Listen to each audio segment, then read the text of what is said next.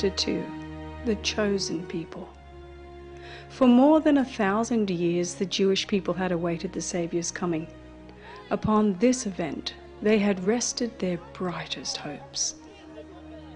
In song and prophecy, in temple rite and household prayer, they had enshrined his name. And yet at his coming, they knew him not. The beloved of heaven was to them as a root out of a dry ground. He had no form nor comeliness, and they saw in him no beauty that they should desire him. He came unto his own, and his own received him not.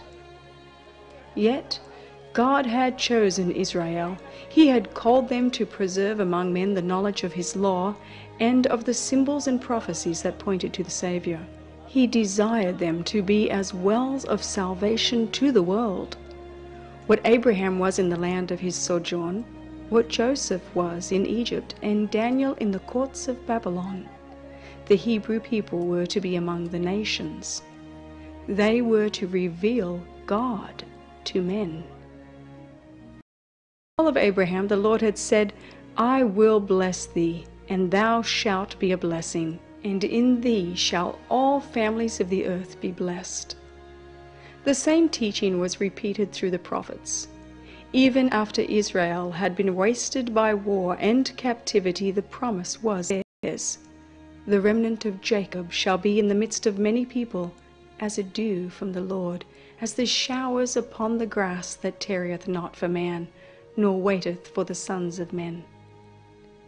Concerning the temple at Jerusalem, the Lord declared throughout, Mine house shall be called an house of prayer for all peoples. But the Israelites fixed their hopes upon worldly greatness. From the time of their entrance to the land of Canaan, they departed from the commandments of God and followed the ways of the heathen. It was in vain that God sent them warning by his prophets. In vain they suffered the chastisement of heathen oppression. Every reformation was followed by deeper apostasy. Had Israel been true to God, he could have accomplished his purpose through their honor and exaltation. If they had walked in the ways of obedience, he would have made them high above all nations, which he hath made in praise and in name and in honor. All people of the earth, said Moses, shall see that thou art called by the name of the Lord, and they shall be afraid of thee. The nations which shall hear all these statutes shall say, Surely this great nation is a wise and understanding people.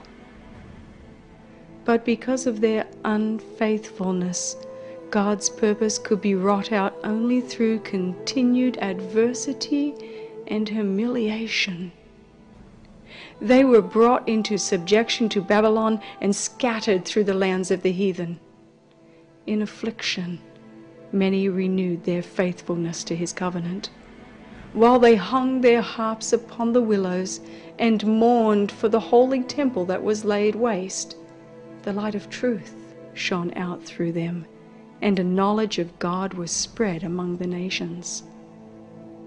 The heathen systems of sacrifice were a perversion of the system that God had appointed, and many a sincere observer of heathen rites the Hebrews the meaning of the service divinely ordained, and in faith the promise of a Redeemer. Many of the exiles suffered persecution. Not a few